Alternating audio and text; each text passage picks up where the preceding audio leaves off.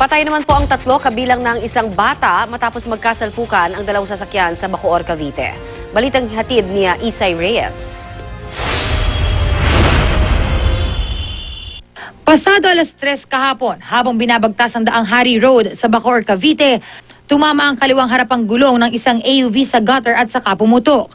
Nataong nasa pakurbadang bahagi ng kalsada, kaya't posibleng nawalan na ng kontrol ng driver hanggang lumipad na ito papunta sa kabilang linya. Dito na niya natumbok ang van na galing sa kabilang direksyon.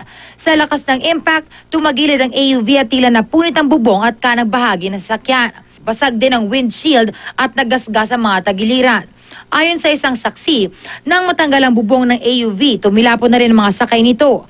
Agad binawian ng buhay ang 3 taong gulang na si Chloe Mackenzie at ang nagbabantay nito na si Brenda Diolom na sakay ng AUV. Injured po talaga. Isa po ako doon sa nagbuhat doon sa bata, saka yung babae. Yun pong bata na talagang hindi na po nakagalaw. Talagang nagkalat na sa kalsada. Humagi sila sa labas. Opo, kasi tanggal na yung bubong. Ang driver naman ng van ang natumbok daw mismo nang nagpaikot-ikot ang AUV.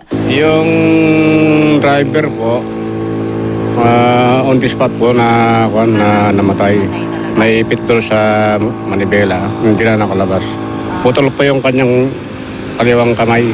Critical daw ang kondisyon ng ibang sakay ng van. Samantalang iba pang sakay ng AUV ay nilabas na ng ICU. Ayon sa pulisya, medyo madalas ang aksidente sa bahaging ito ng kalsada kaya't pinag-iingat ang mga motorista. Isay Reyes, GMA News.